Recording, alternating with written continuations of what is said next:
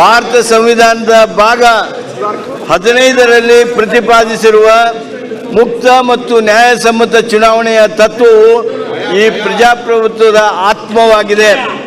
ಒಂದು ರಾಷ್ಟ್ರ ಒಂದು ಚುನಾವಣೆ ಪ್ರಸ್ತಾವವು ಭಾರತ ಪ್ರಜಾಸತ್ತಾತ್ಮಕ ಮತ್ತು ಒಕ್ಕೂಟ ವ್ಯವಸ್ಥೆಗೆ ಅಪಾಯವನ್ನುಂಟು ಮಾಡುತ್ತದೆ.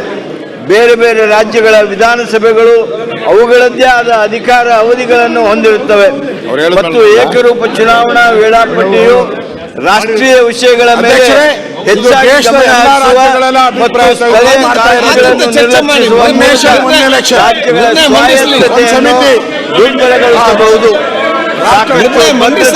ಖಚಿತಪಡಿಸಿಕೊಳ್ಳಬಹುದು.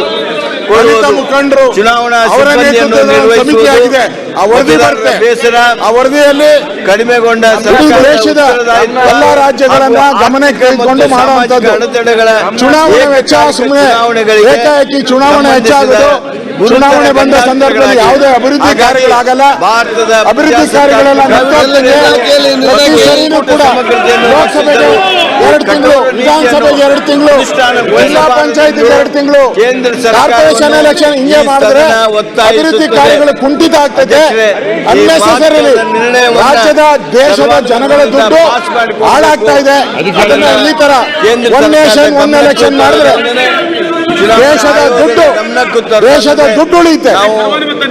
ಇದು ಸರ್ವಾನುಮತ ಇದೆಲ್ಲ, ಇದನ್ನ ವಿರೋಧ ಮಾಡ್ತಾ ಇದ್ದೀರಿ. ನಾವು ಅದಕ್ಕಾಗಿ ಇದೊಂದು ವಿರೋಧ ಮಾಡ್ತಾ ಇದ್ದೀರಿ. ಇದನ್ನ ದಯಮಾಡಿ ಈಗಾಗಲೇ ರಾಷ್ಟ್ರಪತಿ ಮಾಜಿ ರಾಷ್ಟ್ರಪತಿ ರಾಮನಾಥ್ ಕೋವಿಂದ್ ಅವರಲ್ಲಿ ಮುಖ್ಯಮಂತ್ರಿಗಳು ಒಂದು ರಾಷ್ಟ್ರ ಒಂದು ಚುನಾವಣೆ ಪ್ರಸ್ತಾವವು ಪ್ರಜಾಸತ್ತಾತ್ಮಕ ಮತ್ತು ಒಕ್ಕೂಟ ವ್ಯವಸ್ಥೆಗೆ ಅಪಾಯ ಉಂಟು ಮಾಡುವುದರಿಂದ ಕಠೋರ ನೀತಿಯನ್ನು ಅನುಷ್ಠಾನಗೊಳಿಸಬಾರದೆಂದು ಕೇಂದ್ರ ಸರ್ಕಾರ ಒತ್ತಾಯಿಸಿ ಮಂಡಿಸಿರುವ ಅಧಿಕೃತ ನಿರ್ಣಯವನ್ನು ಈಗ ಸಭೆಯ ಮತಕ್ಕೆ ಹಾಕುತ್ತೇನೆ.